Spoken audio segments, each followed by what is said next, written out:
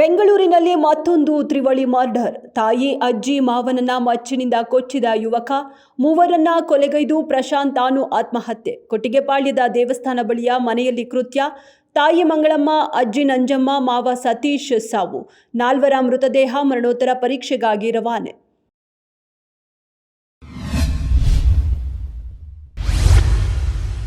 ಮೈಸೂರು ದಸರಾ 2026 ದಿನಾಂಕ ಘೋಷಣೆ. ಅಕ್ಟೋಬರ್ 11ಕ್ಕೆ ದಸರಾ ಉದ್ಘಾಟನೆ. ಅಕ್ಟೋಬರ್ 21ಕ್ಕೆ ಜಂಬೂ ಸವಾರಿ.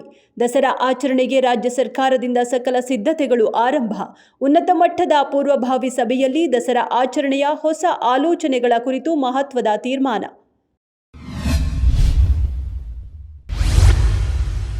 ಅರವತ್ತರ ಹರೆಯದಲ್ಲೂ ರಾಜಾಜಿನಗರ ವಿಧಾನಸಭಾ ಕ್ಷೇತ್ರದ ಹಿರಿಯ ಶಾಸಕ ಎಸ್. ಸುರೇಶ್ ಕುಮಾರ್ ಸಾಹಸ. ಬೆಂಗಳೂರಿನಿಂದ ತಿರುಪತಿ ವೆಂಕಟರಮಣ ಸ್ವಾಮಿ ಸನ್ನಿಧಿವರೆಗೆ ಒಟ್ಟು 265 ಕಿಲೋಮೀಟರ್ ದೂರದ ಹಾದಿ. ಶಾಸಕರು ಮತ್ತು ಅವರ ಸೈಕ್ಲಿಂಗ್ ತಂಡ ಕೇವಲ 14 ಗಂಟೆ 10 ನಿಮಿಷಗಳಲ್ಲಿ ಕ್ರಮಿಸಿ ದಾಖಲೆ. ಆರೋಗ್ಯ ಮತ್ತು ಪರಿಸರ ಸಂರಕ್ಷಣೆಯ ಮಹತ್ವದ ಸಂದೇಶವನ್ನ ಸಾರಿದ್ದಾರೆ.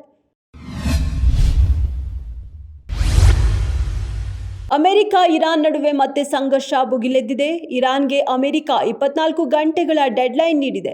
ಹಡಗುಗಳ ಮೇಲೆ ದಾಳಿ ಮಾಡಲ್ಲ, ತಪ್ಪು ಮಾಡಿದ್ದೇವೆ ಎಂದು ಬಹಿರಂಗವಾಗಿ ಒಪ್ಪಿಕೊಳ್ಳಬೇಕು. ಹಾರ್ಮೋಜ್ ಶುಲ್ಕ ಮುಕ್ತವಾಗಿರುತ್ತೆ ಎಂದು ಘೋಷಿಸಬೇಕು, ಇಲ್ಲಾಂದ್ರೆ ಕಠಿಣ ಪರಿಸ್ಥಿತಿ ಎದುರಿಸಬೇಕಾಗುತ್ತದೆ ಎಂದು ಇರಾನ್ಗೆ ಅಮೆರಿಕ ಖಡಕ್ ವಾರ್ನಿಂಗ್ ಕೊಟ್ಟಿದೆ.